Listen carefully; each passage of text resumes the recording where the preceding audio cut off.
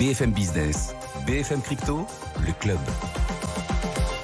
Comme chaque jour, aux alentours de 16h30-35, votre club BFM Crypto, on va regarder quel potentiel, quel avenir attend ce nouveau marché qui tente d'émerger, le marché des cryptos. Un coup d'œil en direct au Bitcoin. Vous le savez, sur le front des cours, on a du mal à s'extirper de la zone autour des 20 000 $. On est toujours en train de rôder autour des 20 000. On a 19 369 aujourd'hui sur l'Ether, 1046 $. Quel potentiel pour la suite? Quel regard porté sur le développement de ce marché? Lilian Aliaga vient de nous rejoindre. Bonjour Lilian. Bonjour Guillaume. Rédacteur pour Cryptost. Yves Chouefati nous accompagne également, le président de Tobam. Bonjour Yves. Bonjour Guillaume. Bienvenue à tous les deux sur notre plateau. Alors c'est un jour intéressant parce qu'on a des chiffres d'inflation encore records aux États-Unis. Les prix à la consommation largement supérieurs aux attentes. 9,1%, c'est la hausse des prix à la consommation sur un an aux États-Unis. On attend une action encore forte des banques centrales. Et on a la Banque du Canada qui tout à l'heure a annoncé une hausse de son principal taux. Pas de 75 points de base, ce qui est déjà beaucoup, mais de 100 points de base. On va voir ce que fera la Fed à la fin du mois de juillet. Yves, alors on va profiter de votre présence pour en parler, rebondir sur cette actualité inflation et banque centrale. Est-ce que le Bitcoin, les cryptos, mais le Bitcoin en particulier, garde des chances de prouver qu'en période d'inflation durable, il est une solution ? Ah oui, effectivement, c'est paradoxal parce que la promesse du Bitcoin, c'est d'être un refuge contre l'inflation.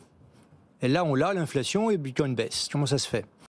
En fait, le Bitcoin ne réagit pas en ce moment à l'inflation, il réagit à des anticipations de lutte contre l'inflation. Ce qui se passe, ce n'est pas simplement que l'inflation est élevée, le marché il réagit à des anticipations. L'inflation élevée d'aujourd'hui, ce n'est pas une anticipation, c'est un fait. Okay, en réaction à cette importante inflation, la Fed a décidé de remonter ses taux. Elle est en train de dire, en fait, vous n'avez plus besoin de prendre des risques pour gagner de l'argent. On va rémunérer de l'argent sans risque. C'est ça la hausse des taux de la Fed. Et ça induit un mouvement généralisé sur le marché qu'on appelle le day-risking, qui fait que tout le monde est en train de vendre les actifs risqués pour aller se faire rémunérer au jour le jour sans prendre de risques.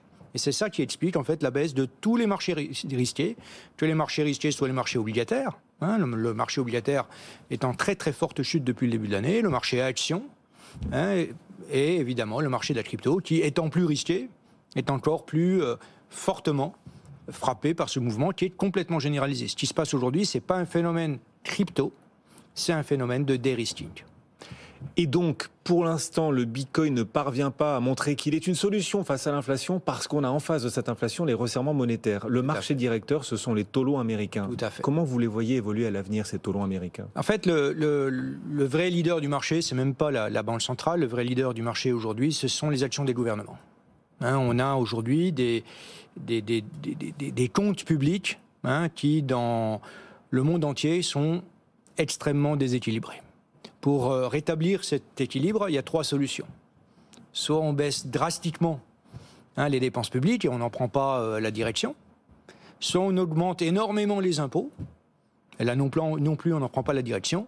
La 3e solution, c'est la solution par défaut, c'est laisser filer l'inflation. Donc il faut se poser, la vraie question qu'on doit se poser, c'est est-ce que les banquiers centraux sont durablement devenus orthodoxes ou pas ? S'ils deviennent durablement orthodoxes, il n'y a plus besoin de refuge contre l'inflation. Donc effectivement, le Bitcoin va rester déprimé pendant assez longtemps. Soit en fait, l'action des banques centrales n'est pas soutenable, parce qu'elle peut induire effectivement une diminution de l'activité extrêmement dommageable aussi aux comptes publics, donc aggraver encore la situation des comptes publics. Et auquel cas, on se retrouvera devant la situation qu'on a eue en 2020, ça veut dire une forte baisse du Bitcoin, suivie d'un rebond des actifs risqués en général, et du Bitcoin en particulier, qui seront très très appuyés. Donc moi, pour ma part, je pense qu'en fait, les banques centrales n'arriveront pas véritablement à lutter contre l'inflation, parce que l'inflation, c'est la soupape de sécurité qui vient réajuster les prix quand les équilibres des comptes publics n'est pas réalisé. Et donc, vous pensez qu'on aura un fort ralentissement du fait des hausses de taux actuelles, mais une poursuite de l'inflation sur des niveaux supérieurs à ce qu'elle était avant la crise Covid et avant la guerre en Ukraine? Tout à fait. En fait, ce qui se passe, c'est que, vous savez, si vous regardez la mission de la Banque Centrale Européenne, la Banque Centrale Européenne, elle n'a qu'une seule mission, c'est la stabilité des prix. La stabilité des prix, ça veut dire quoi? Ça veut dire inflation zéro. Ça ne veut pas dire une maîtrise de l'inflation. Une stabilité des prix, c'est l'inflation zéro. Puis un jour, on s'est dit que c'était un peu trop difficile. Donc on a mis inflation 2%. Dans quelques mois ou dans quelques années, on nous dira 2%, c'est trop difficile. On va aller vers 4 ou 5%. Et donc, votre scénario, c'est qu'on aura une poursuite de l'inflation, alors pas 8-9% comme aujourd'hui, mais 3, 4, 5, en tout cas plus qu'avant, et moins de resserrement monétaire. Et dans ce cas-là, moins de resserrement monétaire qu'actuellement, mais une inflation supérieure à ce qu'elle était il y a 2 ans, dans ce cas, ce serait plus favorable aux cryptos. Ce serait la fin de l'hiver crypto. Tout à fait. Je pense que non seulement ce serait la fin de l'hiver crypto, mais c'est effectivement quelque chose qui ne serait pas forcément défavorable au marché, en général. Et c'est d'habitude ce qu'on voit, quand il y a une résurgence de l'inflation, il y a toujours une défiance au début, et ensuite, c'est souvent des périodes qui sont assez favorables aux actifs risqués. Bon, donc vous maintenez votre exposition aux cryptos, vous proposez chez Tobam plusieurs fonds crypto, pas de souci là-dessus. Évidemment, on imagine que les performances sont pas au top en ce moment, vous dites c'est un mauvais moment à passer. Voilà, si on regarde les performances court terme, effectivement, elles sont pas géniales. Si on les regarde sur 3 ans ou sur 5 ans, c'est déjà beaucoup mieux. La première mission de Tobam, c'est d'offrir de la diversification, et la crypto restera diversifiante par rapport aux autres actifs risqués. Effectivement, elle n'est pas diversifiante par rapport à un actif sans risque, mais ça par définition, on ne va pas arriver à se diversifier par rapport à l'actif sans risque. Bon, pour mesurer le potentiel du marché crypto, encore faut-il quand même le remettre à sa juste taille. On en parle beaucoup et les cryptos se font énormément critiquer, particulièrement en ce moment où il y a beaucoup d'affaires et de scandales. Enfin, c'est quoi le poids réel des cryptos aujourd'hui, si on peut comparer les choses et mesurer surtout leur échelle? Écoutez, la capitalisation boursière des cryptos en général, toutes prises ensemble, c'est à peu près 800 milliards d'euros. 800 milliards d'euros, c'est 20% des GAFAM, c'est 5% du S&P, c'est 1,5% des actions au niveau mondial. Donc en fait, les cryptos, c'est très exactement égal à 3 fois rien. C'est quelque chose qui est complètement émergent. Et c'est vrai qu'on en parle énormément, alors que leur importance économique, quand on parle du danger que fait courir la crypto à l'économie mondiale, c'est une vaste blague, parce qu'effectivement, c'est pour l'instant quelque chose qui est extrêmement contenu et de taille tout à fait raisonnable. Pourquoi on en parle tellement ? Parce qu'en fait, la crypto, c'est quelque chose qui est une innovation disruptive. C'est quoi une innovation disruptive ? C'est une innovation qui peut changer le monde. Et dès lors qu'on a affaire à une innovation disruptive, il s'enclenche systématiquement un cycle qu'on appelle techniquement le cycle de Kübler-Ross, qui est un cycle qui est comparable au cycle du deuil. Quand on est frappé par un deuil, on passe par plusieurs états. D'abord la stupeur, le choc, la colère. On est en colère contre ce gars qui n'a pas respecté le feu rouge, contre le bon Dieu. Ensuite, on finit par déprimer. Puis après, on essaye de vivre avec. Puis après, on arrive à vivre avec. Et en fait, quand vous avez une innovation disruptive, vous devez faire votre deuil du monde d'avant. Et donc, on passe par les cycles du deuil. Le monde d'avant, il avait des qualités, il était connu et il fonctionnait. Et chaque fois que vous avez une innovation disruptive, quand il y a eu le train, on a lutté contre le train, on était très en colère contre le train. Quand il y a eu l'eau courante, on a lutté contre l'eau courante. L'informatique, on a lutté contre. L'électricité, on a lutté contre. Et là, il y a toute une frange de conservatisme qui, après tout, était attachée au monde d'avant, qui vont se mettre en colère contre ce deuil qu'apporte l'innovation disruptive. Les 4 agents de la critique, c'est très souvent la passion et l'idéologie. La notion de bien et de mal. Alors qu'on est en train de parler d'un outil, un outil, il faut s'intéresser à ce qui marche ou à ce qui ne marche pas. Oui. Pas au bien et au mal. Mais pour l'investisseur, c'est du risque quand même. La crypto, c'est super risqué. C'est peut-être le principal reproche. Plus que le risque pour la macroéconomie, le risque pour les investisseurs. Investisseur, c'est très exactement prendre des risques. Alors c'est effectivement la crypto, ce qui nuance le risque de la crypto des autres risques, c'est que c'est un risque très important. Mais en fait, c'est pas quelque chose qui est structurant. Si quelque chose est 10 fois trop risqué pour vous en achetez 10 fois moins. Il y a une chose qu'on n'a pas le droit de dire, rationnellement parlant, la phrase qu'on n'a pas le droit de dire, c'est trop risqué pour moi. Si quelque chose est 10 fois trop risqué pour vous en achetez 10 fois moins. J'ai eu la chance d'être interviewé par la Commission des finances à l'Assemblée nationale il y a quelque temps. Et le rapporteur m'avait posé la question, mais quand même, le Bitcoin, c'est très risqué, qu'est-ce que vous en pensez ? Je lui ai répondu, le Bitcoin, c'est comme le chlore. Le chlore, c'est un gaz de combat. C'est très très risqué, mais si vous mettez 3 gouttes de chlore dans un verre d'eau, vous aurez de l'eau potable. Et c'est la même chose le Bitcoin. Si vous mettez 40% de votre portefeuille en Bitcoin, effectivement c'est très dangereux, c'est très risqué. Mais si vous mettez à peu près 2-3% de votre portefeuille de Bitcoin dans votre portefeuille, vous allez réduire le risque de votre portefeuille grâce à l'effet diversifiant. Oui, enfin, je vous parle crypto, vous me répondez Bitcoin. Là. Parce qu'il y a en effet des promesses spécifiques à Bitcoin. On attend encore de les voir se réaliser, ces promesses-là. Yves, quelles sont les grandes promesses de Bitcoin dans lesquelles vous croyez toujours, même si pour l'instant, elles ne se généralisent pas, en tout cas, ces promesses? Elles ne se matérialisent pas complètement partout, c'est le moins qu'on puisse dire. On a commencé cette émission en parlant de l'inflation.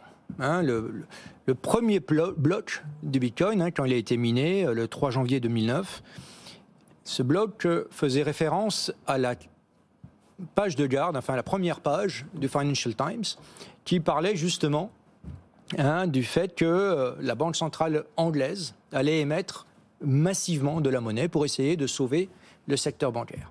Et ça, Satoshi nous envoie un message, il nous dit, dès lors qu'on commence à faire ça, dès lors qu'on met en route la planche à billets, on va avoir de l'inflation et c'est très difficile à arrêter.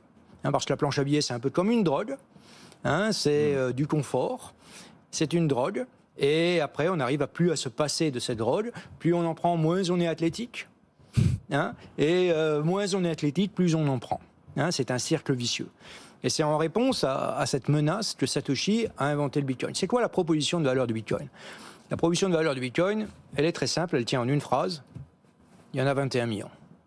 C'est la rareté. Voilà. Satoshi Nakamoto a créé la blockchain, la technologie de la blockchain, avec une seule finalité, s'assurer que cette phrase ne devienne jamais fausse. C'est la seule proposition de valeur du Bitcoin.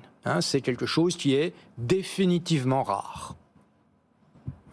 L'histoire de la monnaie... Le protocole, la blockchain grave ça, cette promesse dans le marbre. Voilà, tout à fait. Elle est gravée pour l'éternité, elle n'est pas modifiable. C'est quelque chose qui est en nombre fini. C'est l'étape de la loi, là. Oui. Voilà, tout à fait.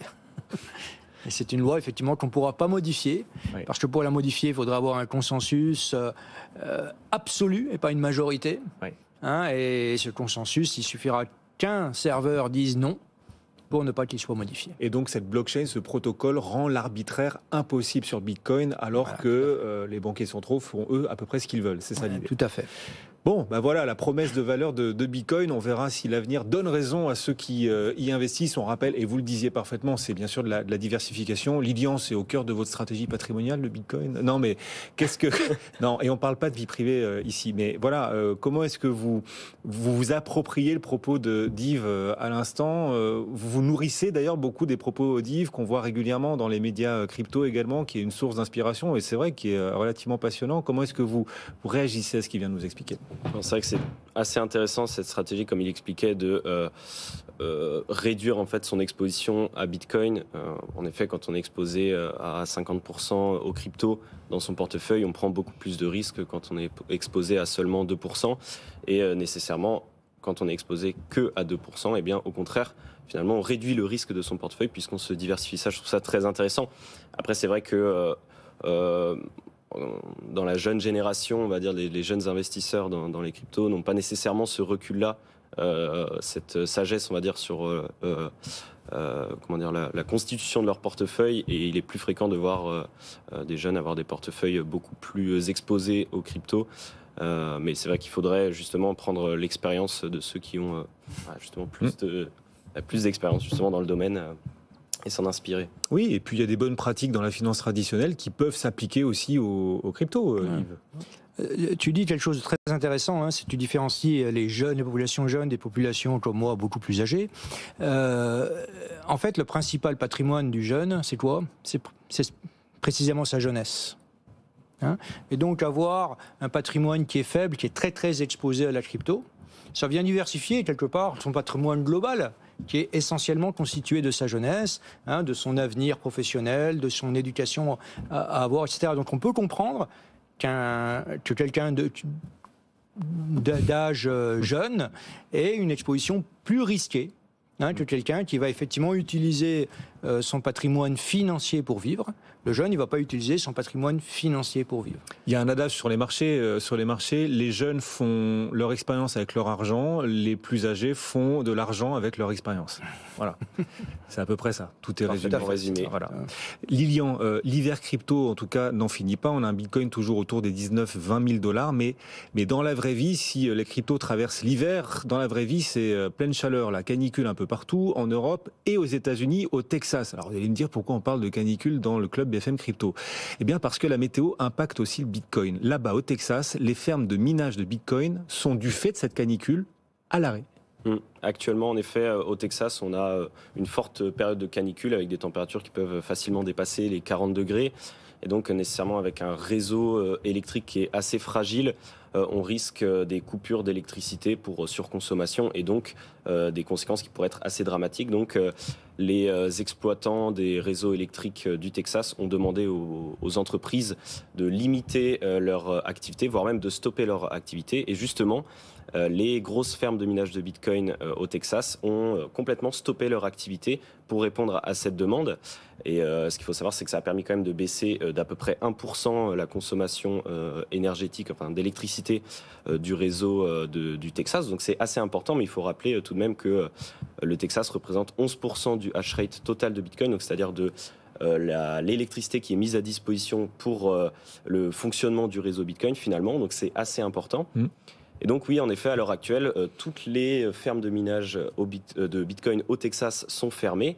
Alors vous allez me dire, est-ce qu'ils font ça par pur altruisme? Non, bien évidemment, il y a une compensation financière derrière qui est fournie par les exploitants justement de ce réseau électrique. Et c'est ça aussi qui est intéressant, c'est que cette activité, elle est assez flexible. On peut assez facilement éteindre une ferme de minage en appuyant sur un interrupteur finalement par rapport à d'autres secteurs d'activité qui sont beaucoup moins flexibles. Et puis c'est aussi très intéressant pour eux parce que à l'heure actuelle, donc si on va vers une crise, on va dire de l'électricité là-bas, le prix risque d'augmenter. Donc ça va coûter plus cher de miner du Bitcoin. Et on a un Bitcoin qui a quand même un prix relativement bas en ce moment. Donc la marge est très faible. Donc ça pourrait leur coûter presque plus cher de produire du Bitcoin que de le revendre derrière. Donc ils ont préféré fermer les fermes et puis attendre que la canicule passe pour réouvrir leur... Mais du coup, moins de mineurs au Texas, le hash rate dépendant du Texas, c'est 11% du hash rate total du Bitcoin. Ça aura un impact sur le Bitcoin, du coup, sur sa production, sur son cours? Alors ça aura un impact sur la difficulté de minage de Bitcoin. En fait, cette difficulté de minage, elle est calculée à peu près toutes les 2 semaines, tous les 2000 blocs environ. Et donc, nécessairement, lors du prochain calcul de cette difficulté de minage, on va la voir diminuer. Donc, ça va peut-être inciter certaines personnes qui avaient fermé leur centre de minage de les réouvrir à la rigueur. Oui. Après, quant au prix du Bitcoin, est-ce que ça va l'impacter? Parfois, on peut dire que lorsque la difficulté de minage diminue, le prix du Bitcoin peut augmenter. En réalité, je pense que ça ne va pas changer grand-chose au vu surtout du contexte macroéconomique actuel et dont vous avez parlé au tout début de cette émission. Bon, la canicule au Texas qui a donc un impact sur le minage de Bitcoin. La canicule en Europe, elle, n'a aucun impact. Il n'y a pas de mineurs en Europe, Lilian? Il y a des mineurs en Europe, Voilà. non, mais en tout cas, ça n'a pas d'impact significatif. Bon, moins de mineurs en Europe, on va dire, mais des idées, des projets, un écosystème qui, dans le Web 3, est l'un des plus agiles au monde, y compris chez nous en France. Et là, Cocorico, une start-up française, annonce la plus grosse levée de fonds pour une start-up étudiante, malgré l'hiver crypto. Oui, les acteurs français continuent d'ouvrir la voie, Lilian. Oui, tout à fait. C'est vrai qu'on est on peut le dire, en plein bear market, et pourtant des entreprises continuent à réussir à lever des fonds. Et c'est le cas de Morpholabs, qui a levé 18 millions de dollars auprès de nombreux fonds d'investissement bien connus de l'écosystème des cryptos. Et ce qui est justement très intéressant, c'est que Morpholabs, eh bien, c'est une start-up française et ça correspond à la plus grosse levée de fonds de l'histoire des start-up étudiantes, devant même Facebook en 2005. Donc c'est quand même assez intéressant pour être souligné. Le symbole est magnifique. Et tout à fait. Et Morpho, alors concrètement, Morpho, c'est un protocole qui vient se placer en surcouche des applications de lending décentralisées, comme Aave et Compound par exemple. Si vous utilisez ces applications, vous allez vous rendre compte qu'il y a des différences entre les taux des prêteurs et les taux des emprunteurs, parce qu'il y a beaucoup plus de prêteurs qu'il n'y a d'emprunteurs. Et donc, l'idée de Morpho, c'est tout simplement de venir homogénéiser ça avec un algorithme qui va finalement mettre en relation un prêteur et un emprunteur directement, comme un réseau pair à pair finalement. Donc c'est un protocole qui est très prometteur et très innovant. Oui, alors que le secteur du lending semblait en crise, on voit que c'est pas le cas de tous les acteurs. Alors, il faut vraiment séparer le bon grain de livret, voilà, séparer, faire la distinction entre la DeFi, la finance décentralisée, et la CeFi, la finance centralisée en crypto. Il faut différencier. Donc oui, la DeFi, la finance centralisée, et la CeDeFi ou CeFi qui correspond à Centralized Decentralized Finance, et donc notamment, par exemple, Celsius, dont on parlait encore il n'y a pas longtemps sur ce plateau, qui est une plateforme qui permet à des clients d'investir dans la DeFi, mais de manière centralisée. C'est eux finalement qui gèrent les fonds et ils ont la possibilité à tout moment de couper les retraits, de couper les transferts. C'est ce qu'on a vu avec Celsius. Dans la DeFi, vous n'avez pas tout ça. Si vous avez placé vos fonds, vous pouvez les retirer à tout moment. Et justement, Morpho fait partie de cette catégorie-là. C'est un protocole de DeFi. Donc, bon, Yves, vous écoutiez attentivement Lilian à l'instant. On voit donc cette plus importante levée de fonds pour une start-up étudiante, start-up étudiante de l'histoire de l'humanité quand même, devant Facebook. C'est peut-être pas coté en bourse encore Morphos, mais voilà, ça peut apporter des idées pour vos fonds même, des idées d'investissement. Vous vous dites en tout cas l'écosystème continue de grandir. Ah oui, tout à fait. Tobam a lancé son fonds de finance décentralisée l'année dernière.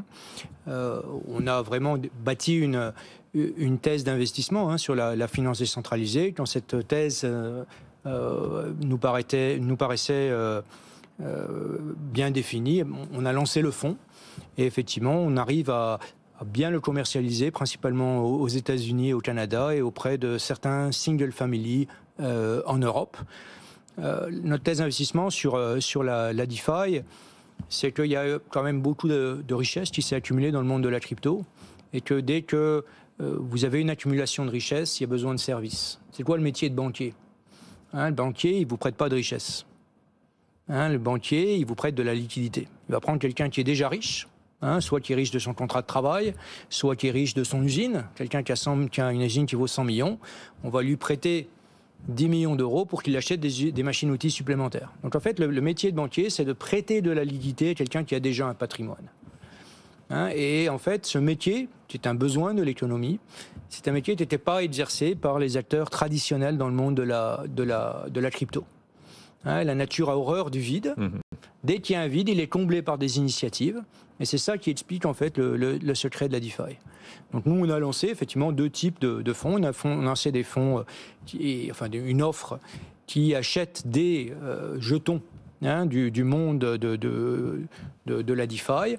Et on a lancé un fonds qui, effectivement, prête de la liquidité à des gens qui donnent en collatéral un patrimoine en crypto. Ok, bon. Et ça fait combien de temps que ce fonds existe ? Alors le fonds jeton, l'offre jeton, elle doit exister depuis à peu près 18 mois. D'accord. Et le fonds DeFi, c'était un mandat qui a été transformé en fonds. La transformation en fonds doit dater d'il y a à peu près 6 mois. Et ça se commercialise plus facilement en Amérique du Nord qu'en Europe. Oui, tout à fait. Pour des questions réglementaires, c'est quelque chose qu'on ne vend qu'à des institutionnels. C'est clair qu'aux États-Unis, on en est vraiment à une diffusion assez large au niveau institutionnel. Je ne connais pas beaucoup d'institutionnels qui disent « j'ai pas du tout de crypto ». Ils en ont soit indirectement à travers des boîtes non cotées, qui deviennent ensuite des boîtes cotées, soit ils en ont directement, mais les institutionnels américains sont très pragmatiques là-dessus. Ils se posent la question, est-ce que ça marche, est-ce que ça ne marche pas ? Ça a l'air de marcher, donc je vais essayer d'en tirer avantage. On ne se pose pas la question est-ce que c'est bien, est-ce que c'est mal, est-ce que ça plaît à Christine Lagarde ou est-ce que ça ne plaît pas à Christine Lagarde ? D'abord, c'est pas un grand gourou financier très suivi. Alors on imagine qu'il regarde aussi les failles qui persistent malgré tout dans cet écosystème, les failles de sécurité par exemple. Dernier épisode, Lilian, vous l'avez repéré, les utilisateurs d'Uniswap ont été victimes récemment de phishing, des millions de dollars de crypto dérobés. Tout à fait, ouais. Donc l'exchange décentralisé Uniswap qui permet tout simplement d'échanger des tokens sur notamment la blockchain Ethereum a été l'objet d'une attaque de type hameçonnage. Donc c'était les fournisseurs de liquidités sur le protocole qui ont été visés, leurs adresses ont été exportées et on leur a envoyé des faux tokens, en fait sous la forme d'un airdrop finalement. Et ils ont réussi comme ça, les attaquants, à récupérer à peu près 8 millions de dollars d'ETH qui ont évidemment tout de suite été transférés vers le mixeur Tornado Cash et blanchis derrière, bien entendu. Et c'était une attaque qui était quand même assez bien ficelée. Ils ont utilisé plusieurs procédés pour la rendre très crédible, notamment déjà changer l'appellation de leur adresse sur Etherscan, donc l'explorateur de blocs qui permet d'observer toutes les transactions sur la blockchain Ethereum. Finalement, les gens ont reçu un token non pas d'une adresse un peu obscure, mais d'une appellation de type Uniswap V3 avec quelque chose derrière, donc qui rendait la chose beaucoup plus légitime. Et puis lorsqu'on cliquait sur le lien, on était redirigé vers un site internet assez proche du site d'Uniswap, avec un nom de domaine bien sûr proche aussi de celui-là, un système de communication similaire, donc qui était très crédible en tout cas pour ceux qui se sont fait avoir. Et donc évidemment on profite de ça parce que c'est vrai que c'est pas c'est pas la plus grosse attaque qu'il y a eu dans la DeFi, hein, loin de là. Mais on en profite quand même pour rappeler qu'il faut toujours rester vigilant, prudent, et surtout dans le cas comme ça d'airdrop, il faut toujours se poser la question, est-ce que c'est quelque chose de vrai? Est-ce que je suis sur un vrai site, un site légitime?